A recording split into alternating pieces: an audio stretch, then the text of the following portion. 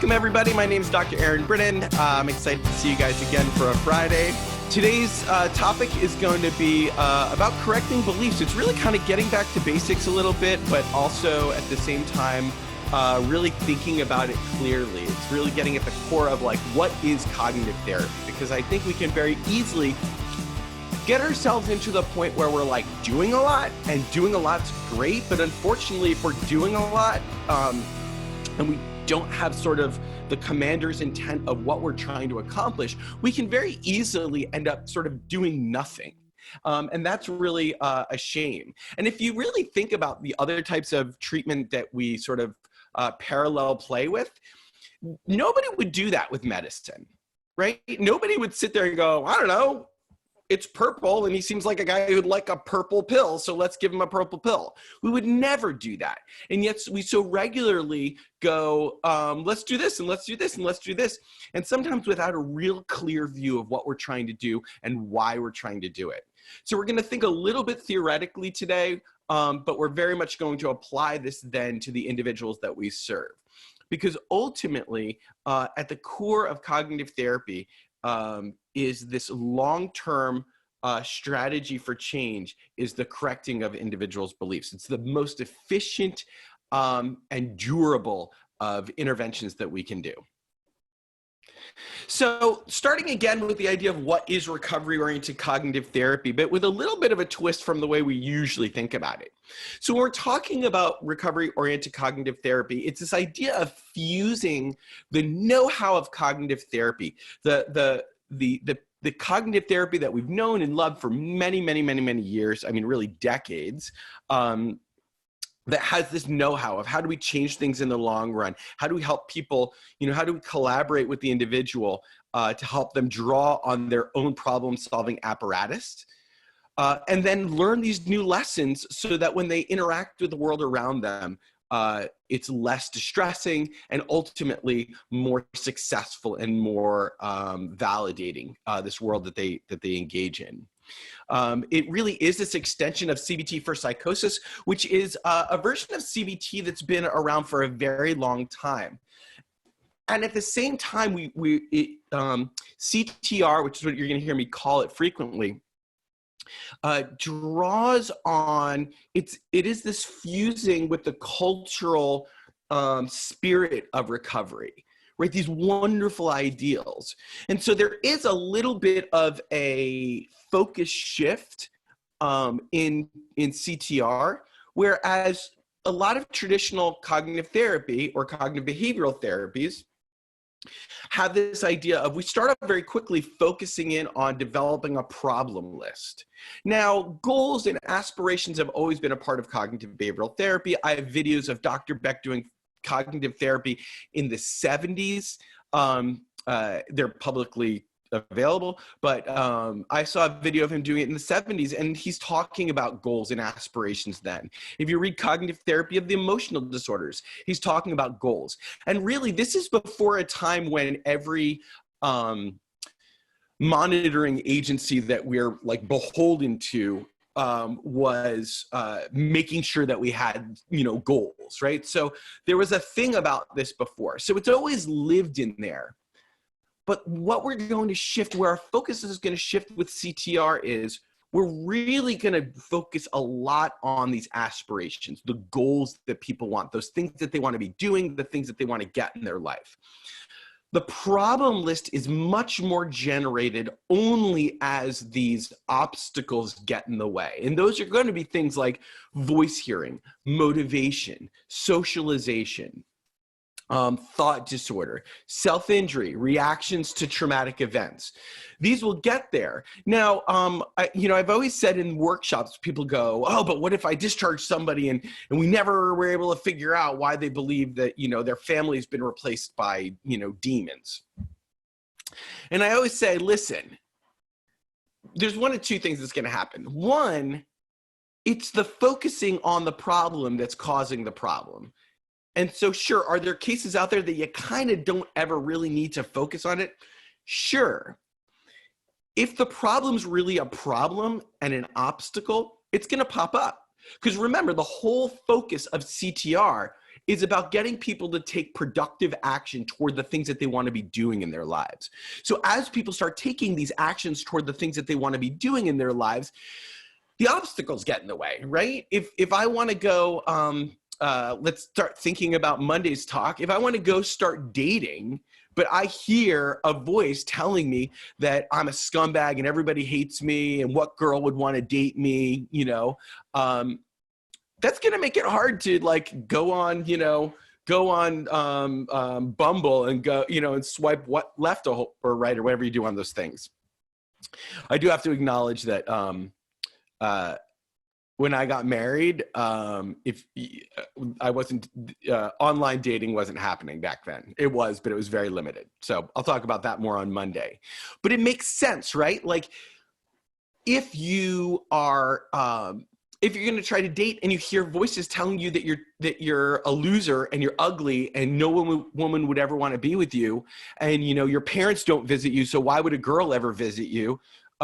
It really starts to make a lot of sense that you're going to,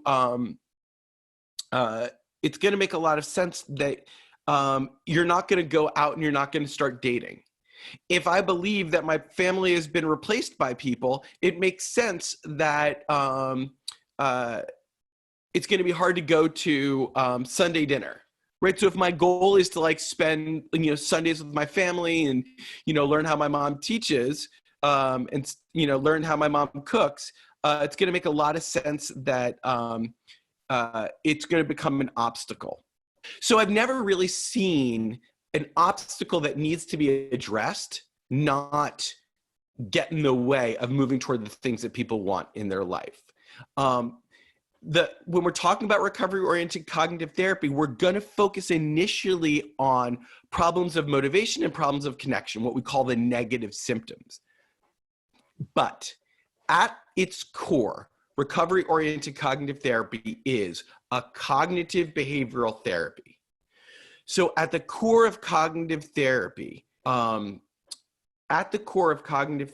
is the idea of helping somebody correct the way that they see the world, the lessons they've learned about the world, themselves, others, the future, helping them correct it, because when we correct these lessons, these mindsets that we have, we ultimately start to shift what we think, what we feel, and what we do.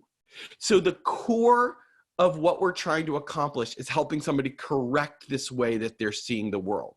So if there's anybody out there who says that that's not what we're doing, that person doesn't truly understand recovery-oriented cognitive therapy.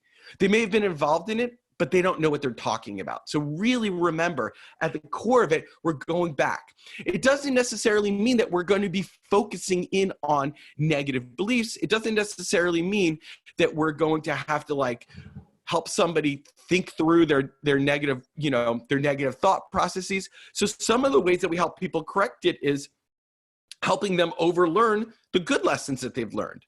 If anybody who knows old school cognitive therapy, we restructure a cognition that is, a cognition which is sort of your thoughts or your beliefs, into a more helpful or more accurate one.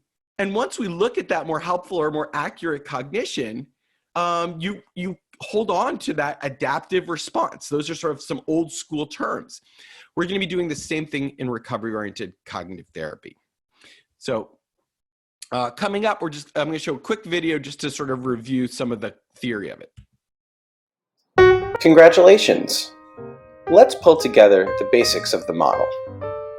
What we know is that in any given situation, what you say to yourself impacts how you feel, and then what you do, which impacts what you tell yourself.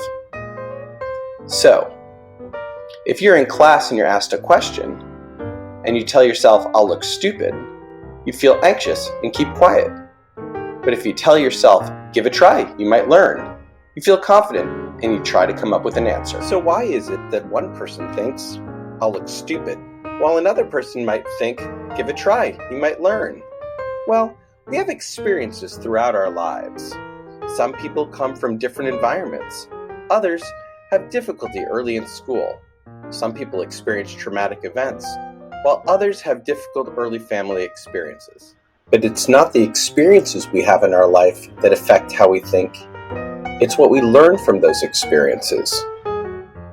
For example, if a person has a car accident and she learns, I'm incompetent and the world's excessively dangerous, she might start to see the world in a little bit different of a way. For example, if she went and attended a class and the teacher asked if anybody had any questions, if she had learned the lesson that she's incompetent, she'd be more likely to think, I'll look stupid if I ask any questions. These lessons or beliefs focus our attention, and we're more likely to have thoughts that are in line with those beliefs. So in any given situation, it's the lessons that we've learned or our beliefs that impact what we tell ourselves or our thoughts. And our thoughts impact how we feel, what we do, which impacts what we tell ourselves, which ultimately reinforces what we believe. With all the experiences a person can have in her life, and the lessons that she can learn from those experiences, how does one person ultimately recover and live the life that she wants? Well, that's the topic of our next mission. But it really is a nice, simple thing, simple way of understanding it. And one of the things I've always championed is this idea that it is all beliefs are lessons that we've learned. And the reason I always talk about them being lessons that we've learned is because it stops it from being this, insurmountable thing. It stops it from being, oh, I'm never going to be able to change these things. It's a core belief. All a core belief is a lesson you learned from the experiences that you've had throughout your life. Many of them happen early on in our lives, but just like we learn one lesson, we can learn another lesson. And that is the core of cognitive therapy, is we're learning new lessons about ourselves, about the world, about the future, and about other people. Those are sort of the areas that we're going to learn about it. So when I was in Oxnard, California, a really, really brilliant clinician raised his hand during the workshop, and he said, "So let me get this right. The protocol is creating the experience, and then the therapy is learning from the experience." And I said, "Absolutely." He totally had what we were trying to do. So just a quick review again of what the protocol is. And the reason doing the protocol is helpful is it's a lot like doing surgery. When you do surgery, you wash your hands, but then you do the surgery. But the order is really important. So what the protocol does is provide a systematic way that we can break through to every single individual that we serve. The thing that CTR that we really systematized was a way of breaking through. We found that a lot of people, and probably every person on this call, has the ability to break through to individuals that they serve. At some point you do, and that's why we're all still in this business, is that we have that ability to break through. And so what we wanted to do is to create a way that you can break through to every single person. Why do we break through to one person and struggle in breaking through to the other person? And the protocol allows us a way of, when things aren't working, we just know what to check to move forward. And so that's the purpose. So at the core of the CTR protocol is, we start with activation. The idea of those things that we'll say, do together that really bring out that individual, right? That, activates them so that they're really in this adaptive mode. We're not trying to sneak therapy in now, but it's those things that we can do together. Right? Maybe we cook, at the beginning of before the video started, we were all sharing stories about flour, and I showed pictures of pizza. Right? And people were like looking at the pictures of the pizza that I made last night. We might talk about TV shows we're watching. I have not started watching the show Tiger King. I don't know that we're going to, but heaven, if it is not grabbing everybody's attention. Ironically, on Facebook, I lost one of those little mind quiz things where it's like a mathematics problem, but it's also sort of a logic problem.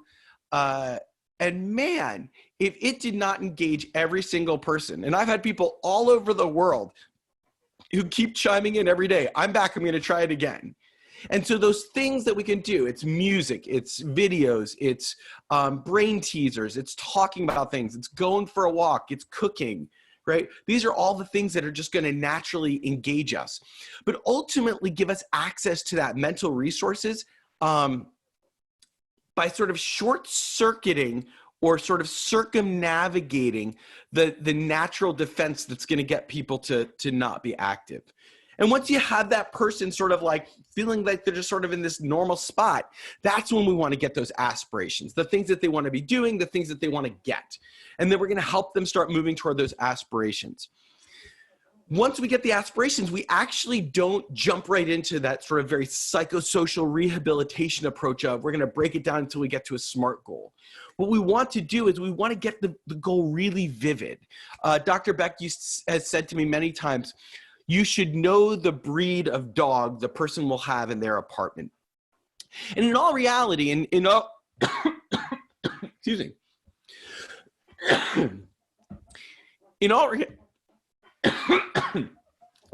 sorry.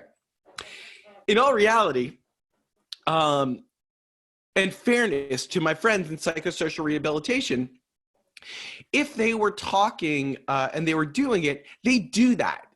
As somebody talks about their aspirations, they spend a lot of time making it really vivid. I've seen beautiful, wonderful clinicians do that type of work. But we want to write it in the book, right? So we're going to spend time getting it really vivid. Once it's really vivid, which is another way of activating the person more and more, that's when we're going to start breaking down the aspirations to find out what are the things they could be doing right here and right now. Once we start that problem, we're going to start seeing some of those obstacles creep in. The obstacle might start creeping in when we say, let's break it down, or might start creeping in when we start looking at activating the individual, but definitely when we start doing activity, that's when we should start seeing them creep in. But I do want to say there are a group of individuals who I've supervised, some people who I've served over the years myself, who, as we were starting to get them active and moving forward, the obstacles were really like second and third concerns. Like they were not in the picture. As they started moving forward, they started doing much better. So it was sort of like once we put the light on the flower grew. One of my wife's uncles used to explain to me about growing grass, like lawn grass. And he said, grass is the biggest weed there is. So if you let that grass grow, it will become much, much, much more thick, and it will choke out all other weeds. And so there are some individuals that we're going to serve who the reality is that their activity will act like a lawn, and it will grow and become much thicker than anything else that they might see. So it's one of those things to think about. That's why the protocol is so helpful, is it stops us from getting sort of drawn down these sort of traps and potholes that we don't need to be stuck in. As we identify those obstacles, we're now going to start talking about this idea of conceptualization and formulation. We're really going to look into how do we identify, and that's going to be the core of what we're going to talk about today. How do we identify what the cognitions are? How do we start checking some of those cognitions? And then how do we ultimately correct them in the long run?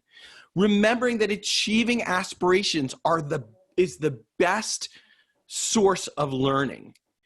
If I can go back and I can teach my children how to make pizza and see them making pizza with me, the lessons I learn about myself, about being valued, about being important, about being loved and connected, those lessons are so much more substantive and stick to your bones so much more than something that we do on like a sheet of paper. The long-term strategy for change, though, ultimately is helping people to correct their beliefs.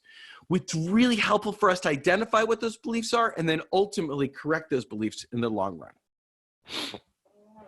So this is the overall protocol that we're going to be looking at, right? That activation, aspirations, and action. So guided discovery, right?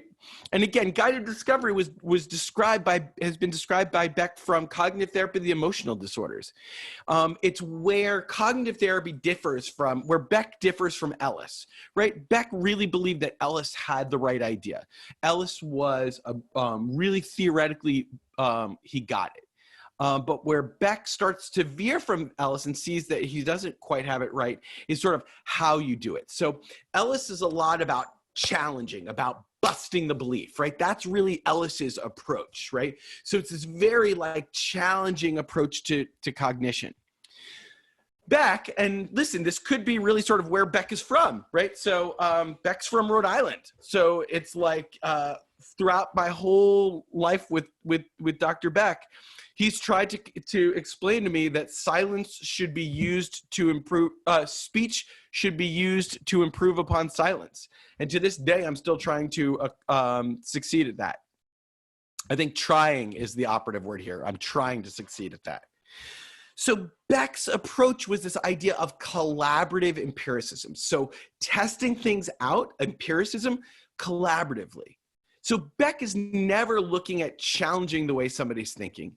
He's interested in just continually culling more and more and more data and then just thinking about it together, right? So we're just going to put it all in front of us and go, what is it? What are we looking at here? And so that's the idea of guided discovery. And it really is the core of cognitive therapy.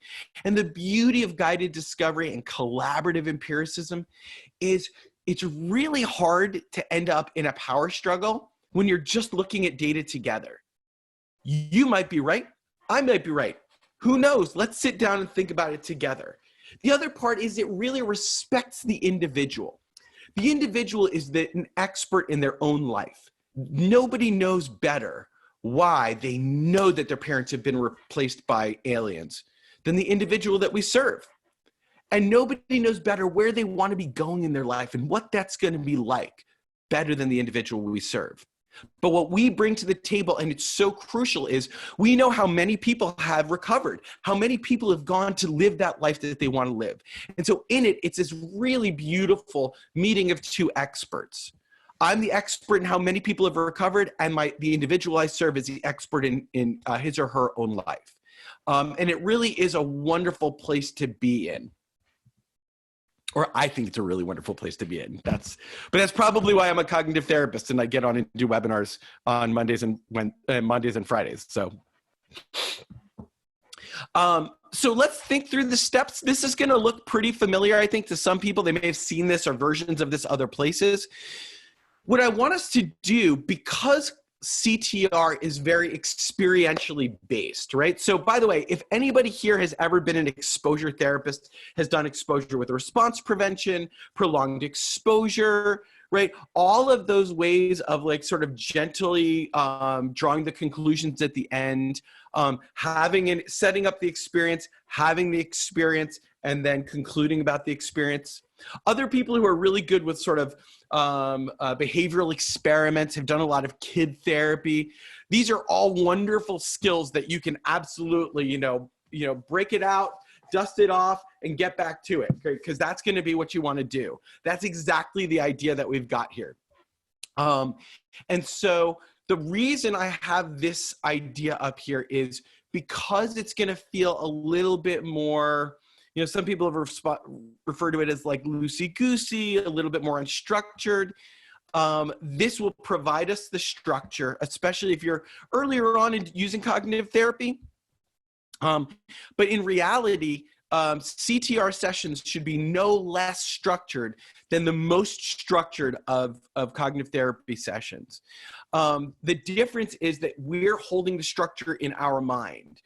People who have seen me do sessions frequently have said, wow, that was more cognitive therapy in a session than I've seen most people do, except nobody knew that you were doing cognitive therapy.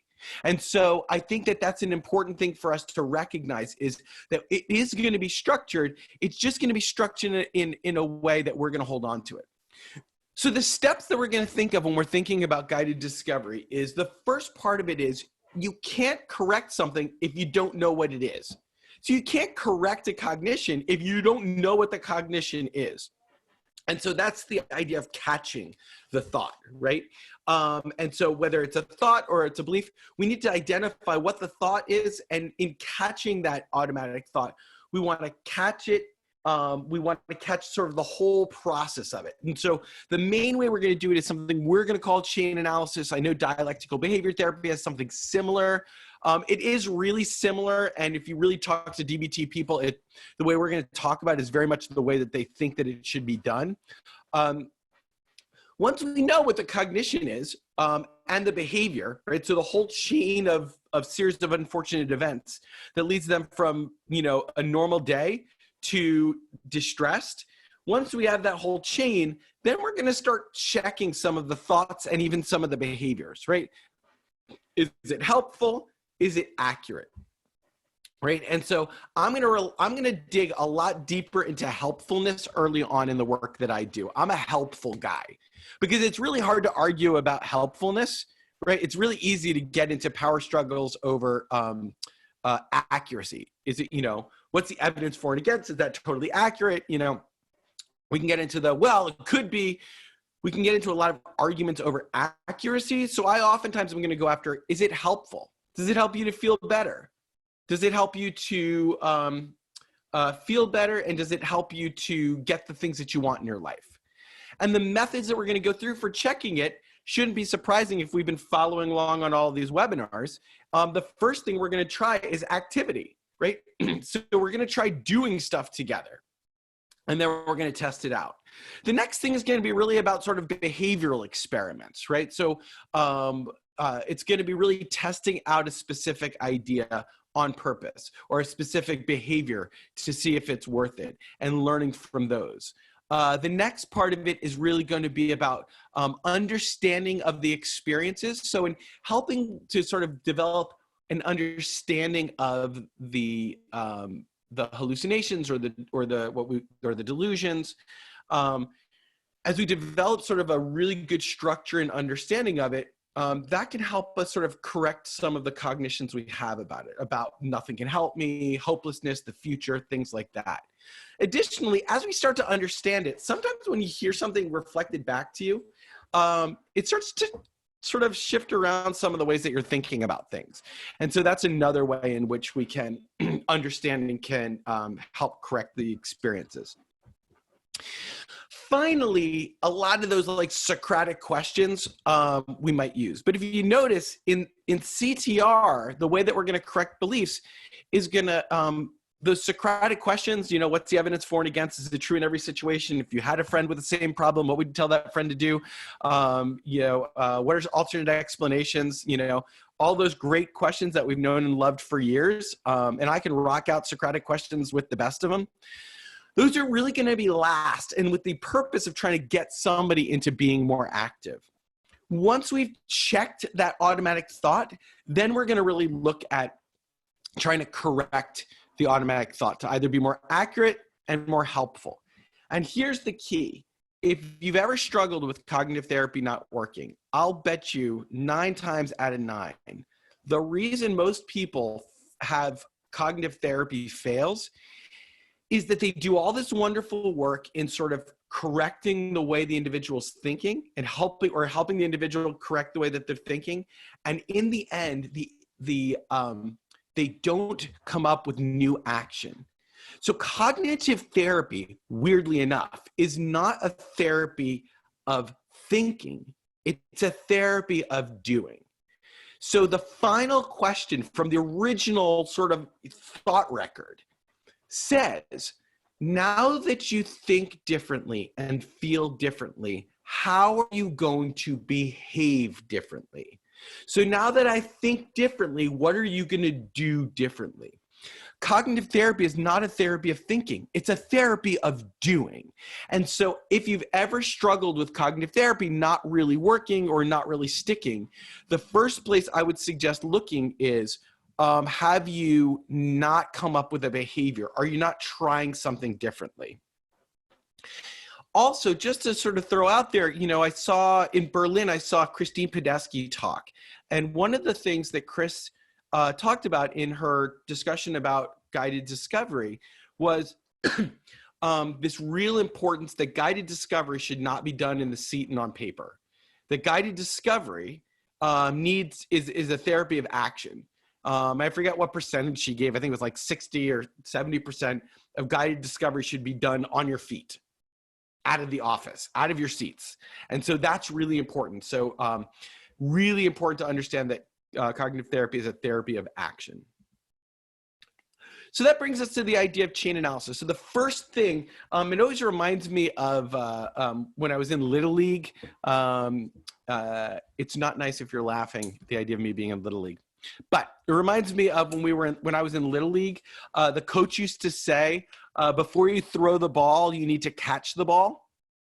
And so that's the important thing in cognitive therapy. If we don't catch the cognition, if we don't identify the cognition, then we're sort of just throwing spaghetti at the wall and hoping a strand sticks.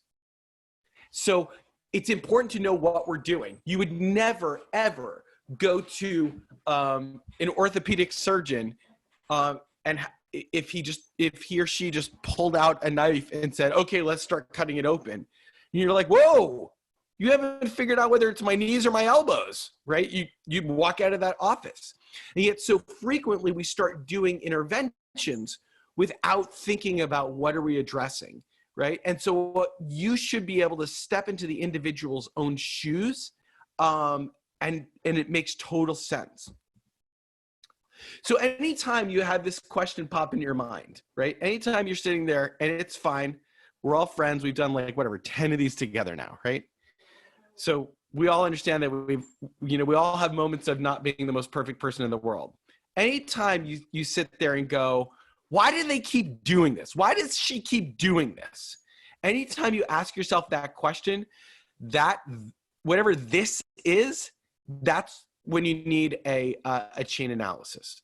If you go, why does he keep staying in bed and missing his appointments? You want to jump in with the chain analysis. Why does he keep yelling at his dad that he's been replaced by aliens? Chain analysis. Why does he keep avoiding sessions because of the voices? Chain analysis. Why does he keep hitting people? Chain analysis. Anytime you're like, ugh, that again, why does he keep doing it? Chain analysis. Anybody who's been on supervision with me on this call has heard me say it a million times over. Let's do a chain analysis. So the key to chain analysis, and this is really important, is we don't ask the individual, tell me about when you get angry. We don't want that.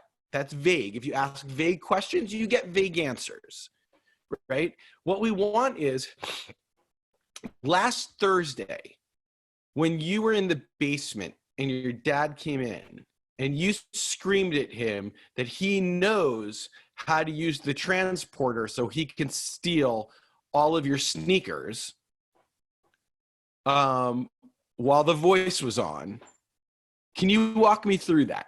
That's a specific situation. So when you get angry at your dad for being an alien, that's a vague situation.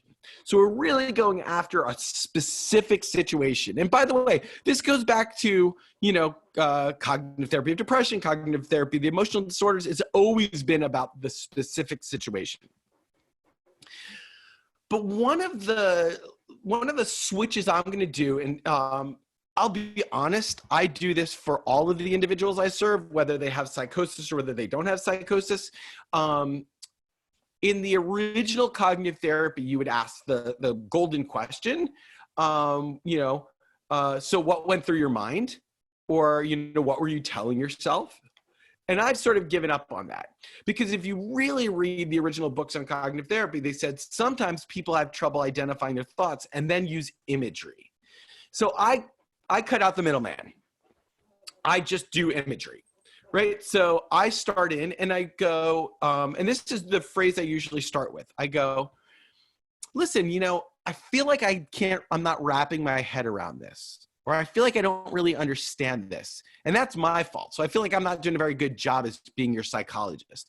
So I want to see it the way that you see it. I want to understand it the way you understand it.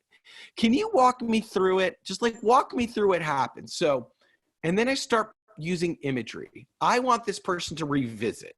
It's like time for like, almost if you remember the old TV shows where like the wavy lines come through and then all of a sudden you're back there. So walk me through it. You're in your basement, and what are you doing in the basement? Oh, I'm watching TV, but I'm not really paying attention to it. Okay. So you're in the basement and you're watching TV and you're not really paying attention to it. And then how did you get from there to screaming at your dad? Well, my dad came up behind me, and all of a sudden my dad appeared behind me, and I started yelling at him that he was an alien. So then I go back to the beginning of the situation, right? So I basically get more and more levels of detail, because as we use imagery, the person's just seeing the video play in front of him. You know, and so as it's in front of him, I'm not asking him to recall it, right? I'm not asking him to sort of like look it up in a book and go, what's the, you know, what happened? He's just seeing it, right? It would be like me sitting across the room and going, what does it say up there in the subtitles, right? And he's just, she's just reading it off the screen. So we're going to get more and more detailed levels of detail as we're going through the chain analysis. So this is just a guide of like, if you're like, where do I start? And this is sort of a personal one to try and get the information. Whatever order the information is given to you in, you want to organize. You're the organizer. You're filing all of this information in a row. So so then when you go back to the beginning again, all that information is there. So it starts where the individual is going to give you the information and you reflect it back. Every time you repeat it back, you're going to repeat what the individual told you, and they're just going to fill in the new slots. So I oftentimes find just getting the events are the easiest things to remember, right? So that's, you're sitting in the basement and then you ended up yelling at your father. What else happened? Oh, I was sitting in the basement watching TV. I wasn't paying attention to the TV. My dad appeared behind me, so I yelled at him. Okay, so now we sort of have like the pillars of the event. I yelled at my dad because I knew he was an alien. Okay, so then I go back to the beginning. And this is where it should, anybody who really loves their CBT, it should start feeling pretty CBT-ish, right? Because remember, in practice, we know that people are more likely to pay attention to their feelings than their cognitions. So what we're going to start doing is this idea of going, okay, so you're sitting there, you're watching TV. What's it like for you? And that's the way that I refer to it. I don't say, what was your feeling or what were you feeling? Because a lot of times that gets people into therapy mode. And what I want them to do is I want them to stay in like revisiting mode. So I oftentimes go, so you're sitting there, you're in the basement, you're all alone. What's that like for you? And really what I'm getting at is this idea of emotion, right? What's that like for you? Right? Also, if that would be uncomfortable for you to do, you can go, what was that like for you? What was that like for you? Right? But it's really this idea of feelings are felt in the body, thoughts are felt in the mind. And so what was that like for you? Right? So you're laying there on the couch, you're watching the show. It's another episode of Law and Order. What was that like for you? Right? Oh, it was just sort of like really like zony and felt, alone and sort of empty. Okay, so you're sitting there, and then I might go back to the beginning. Go, okay, so you're sitting there, Law and Order's on, you're not really paying attention to it, and you're on the couch, feeling sort of empty and zony, and then what happened? I started hearing all of the people whispering about how I'm all alone and, not even my family cares about me. Okay, and then what happened? And what was that like for you? Really upset and scared. Okay, so you're upset, you're scared, and then what happened? And then my dad just appeared behind me. Okay, so your dad just appears behind you. And so then I go back, at some point, once I kind of get through enough, I'm going to go back to the beginning. I might get more feelings if there's spots that I'm not really sure what the emotions are. But I might also get sort of some of the other reactions, right? To the feelings, to the situations, you know? And so I might go, so you're laying there, you're watching the show, you're feeling really alone, you know, and then you started hearing those things, you know. What did you tell yourself when you started hearing them, right? And that's when I'm going to start doing this type of stuff, right? Or like this. And that's going to really point them toward what were you telling yourself? What went through your mind? I'm not going to say what was your automatic thought. What was your thought? I don't want to talk about that because that's going to get them into therapy, right? I go, what did you tell yourself? Or, you know, what went through your mind? And then I'm going to go all the way through. So now I'm repeating back the events, the feelings, the events, the feelings, what was going through their mind. Also, what did they do in response? So I started hearing those people whispering that I'm all alone and nobody's ever going to care about me. And not even my family comes and visits me. Okay, so when you heard that, what was that like for you? I felt really upset and pretty scared. So you're feeling upset and scared, and then what did you do? I put my hands over my ears so I couldn't hear them anymore. And then what happened? Well, they started laughing at me for being so stupid. Okay. And by the way, all along there, you can chuck in a healthy dose of empathy going, oh man, that sounds really upsetting. I'm so sorry. That sounds terrible. And frankly, I'd be scared. Maybe you're not scared, but I think I would be scared. Nice little empathy, you know, and it's not as like a manipulation, but like people need the empathy in there to keep moving it forward. And then once dad gets there, you know, what was that like for you? What went through your mind? What did you do in response? Right. And so those are going to be all of those pieces that we're going to do with it all the way through to the end. And then we want to get what the reaction was at the end. And maybe there were more voices. Maybe there was more, you know, so dad comes down and you know that he's an alien. So what lets you know that he was an alien? How could you tell?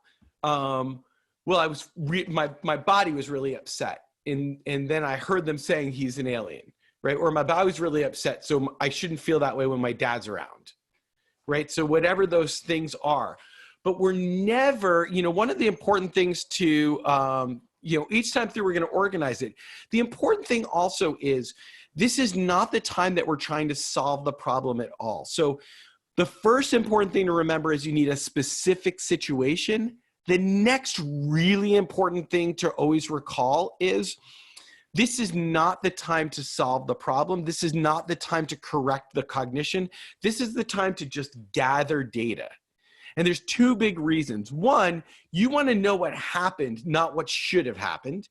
Two, you want this person to really have that sense that you are trustworthy, that you can, that you're not going to judge them or tell them that they're wrong. And so if we start trying to correct the idea of like, well, why would your dad come down and see you if he didn't care about you? That's not going to be really helpful. The other part that we can see that chain analysis gives us so beautifully is sometimes individuals, when we ask, do you hear voices? They go, no. And I think that some people didn't go to grad school to become therapists, so they don't know what a hallucination is. And so when I ask them, are you having hallucinations? They go, no. And then when I say, so you're down in the basement and what happened next? The people started whispering to me. And I go, so are you hearing voices? And he goes, no. I said, are there people whispering to you? Yeah, and they're mean. I don't think the person's lying. I think that they just haven't been trained to work on a coordinated specialty care unit. So at the end of it, we're going to repeat back the full chain and the full chain to the individual and check that we've got it right. We're constantly checking in to see if we're accurate. The other important thing to make sure you're doing, and this is just to sort of show you guys one way of doing it, is to really collect this information. So as you're developing the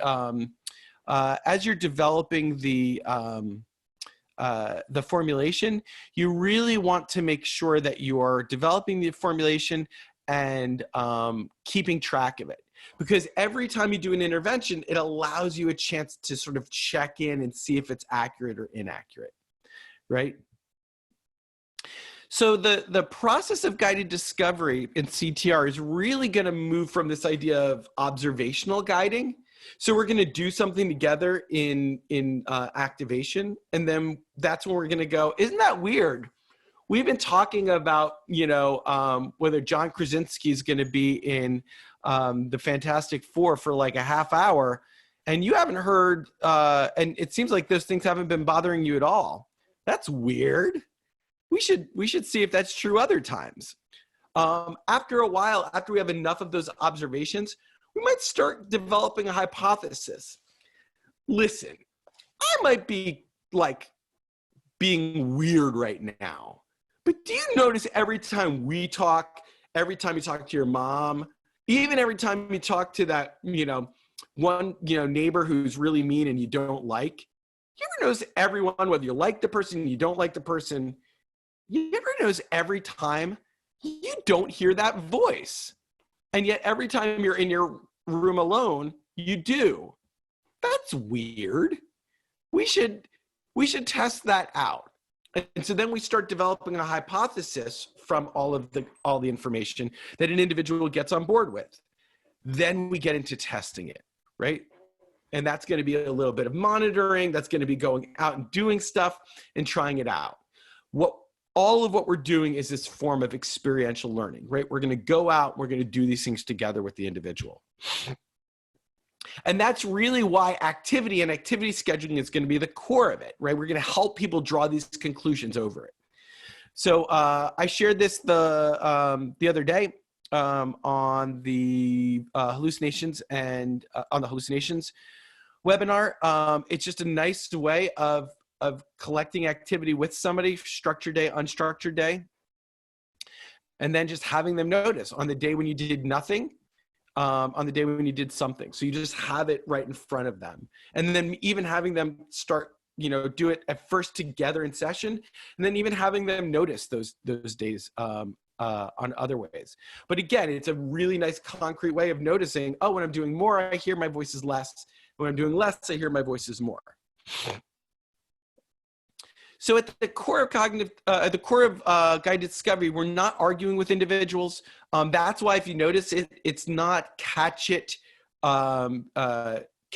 challenge it, change it. It's catch it, check it, right? So we're just checking and then we're correcting it. We're not changing, right? We don't do a beliefectomy where we go and then we pop it back in, right? That's not what we're doing. What we're doing is we're just slowly shifting it one way or another.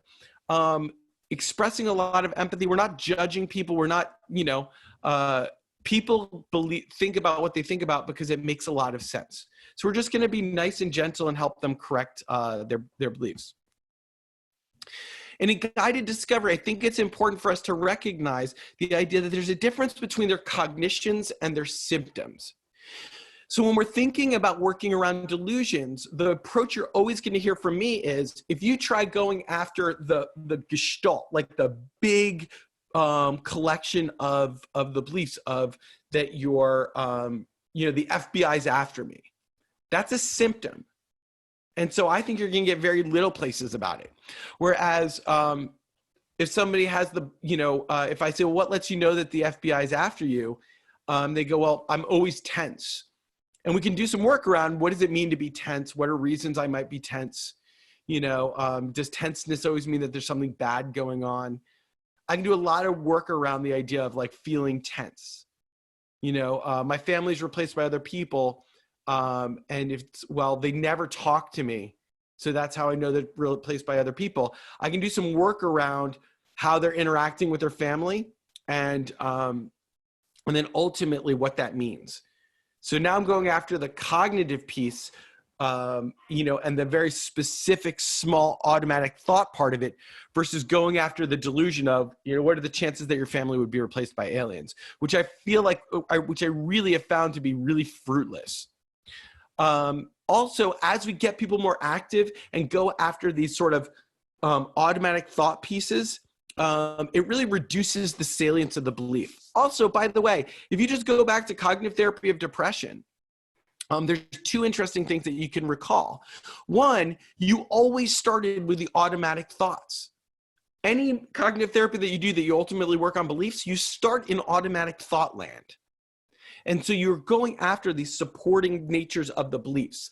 The other interesting thing I found was that in Christine Podesky's, when she revised Mind Over Mood, she really downgraded the work that you do on beliefs, right? Like direct core belief work, is because it actually activates the core beliefs a little bit more. And so if we're going directly after the delusion, we're actually activating the delusion a little bit more versus going after the automatic thoughts. And again, at the end, whatever you guys come up with something else that you can try out. Maybe it's using assertiveness, right? Because they always feel like everybody's bullying them, which is how they know that their thoughts are being inserted. And you know, it's repetition, repetition, repetition. The goal of everything, the core premise is repeat, repeat, repeat. You know, you want people to overlearn. By the way, whatever therapy you're doing, whether it's for PTSD, depression, anxiety, psychosis, it doesn't matter. Overlearning is the rule, not the exception. So Monday, we're going to do the love connection. We'll be back in 2 and 2, which is really talking to when individuals are worried about dating and how can they talk to possible relationships about their psychosis or their mental health concerns, and individuals who are afraid that they're going to pass their mental illness on if they did have kids. So how do we talk to individuals about that, and the whole process of dating? Also, by the way, if you want something that an individual will come and talk to you about and pay any amount of money for, dating advice is it. Nobody wants help with their psychosis. So it's a really nice topic. It will be sort of fun. I've actually been, it's one of my favorite things is when we start talking about, you know, l'amour. And so that's what we've got. Again, I'm Aaron Brennan, and I appreciate everybody coming in on Friday. And with that, let us do a little bit of, I know I'm like right up on the time, but let us do a little Q&A if anybody has any. I'm sorry to come right up there. Oh, and somebody, I think it asked whether the video, be well, be safe, have a great weekend, and YouTube has great videos on how to make pizza. So go ahead and make yourself some pizza if you can find the flour. See you guys Monday. Bye.